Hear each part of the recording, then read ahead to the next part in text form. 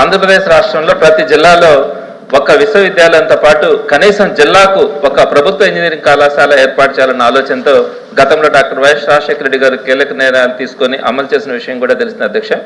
ఆ దిశగా రాష్ట్రంలోని దాదాపు అన్ని జిల్లాలలో విశ్వవిద్యాలయాలు ఏర్పాటు చేయబడ్డాయి. వాటిల్లో నెల్లూరు జిల్లా విక్రమసింహపురి యూనివర్సిటీ మినహా మిగిలిన అన్ని జిల్లాల్లోని యూనివర్సిటీ క్యాంపస్లో ప్రభుత్వ ఇంజనీరింగ్ కాలేజీలు కూడా ప్రారంభించబడ్డాయి అధ్యక్ష. అంతేకాకుండా నెల్లూరు జిల్లా మినహా మిగిలిన అన్ని జిల్లాలలో యూనివర్సిటీ క్యాంపస్ ఇంజనీరింగ్ కళాశాలలే కాకుండా అదనంగా ఐఐటీనో లేకపోతే ప్రభుత్వ ఇంజనీరింగ్ కాలేజీలు కూడా ఏర్పాటు చేస్తున్నారు అధ్యక్ష. అయితే నెల్లూరు జిల్లాలో విక్రమసింహపురి విశ్వవిద్యాలయం క్యాంపస్లో కానీ అదనంగా కానీ ఇప్పటి వరకు ఒక్క ప్రభుత్వ ఇంజనీరింగ్ కళాశాల కూడా లేదు అధ్యక్ష.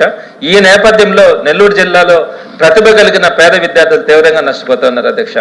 విక్రమసింహపురి విశ్వవిద్యాలయంలో ఇంజనీరింగ్ కళాశాల ప్రారంభించేందుకు గత వైఎస్ఆర్సీపీ ప్రభుత్వ కాలంలో అనుమతులు జారీ అయ్యాయి. అయితే దాన్ని సెల్ఫ్ ఫైనాన్స్డ్ గవర్నమెంట్ కాలేజీగా కాకుండా సెల్ఫ్ సపోర్టెడ్ ఇంజనీరింగ్ కాలేజీగా పేర్కొనడం వల్ల విద్యార్థులకు ఫీజు రియంబర్స్మెంట్ వర్తించలేదు అధ్యక్ష.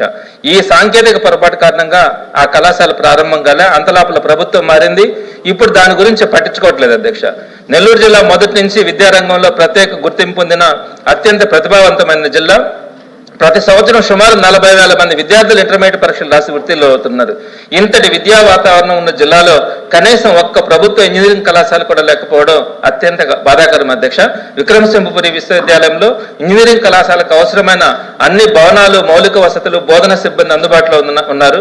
అదనంగా ₹1 కూడా ప్రభుత్వం మీద ఆర్థిక భారం లేకుండానే సెల్ఫ్ ఫైనాన్స్ పద్ధతిలో ప్రభుత్వ ఇంజనీరింగ్ కళాశాలను ప్రారంభించేందుకు అన్ని సౌకర్యాలు అక్కడ సిద్ధంగా ఉన్నాయి అధ్యక్ష. కావున విక్రమసింహపురి విశ్వవిద్యాలయంలో ప్రభుత్వ ఇంజనీరింగ్ కళాశాలను అవసరమైతే సెల్ఫ్ ఫైనాన్స్ పద్ధతిలోనైనా తక్షణం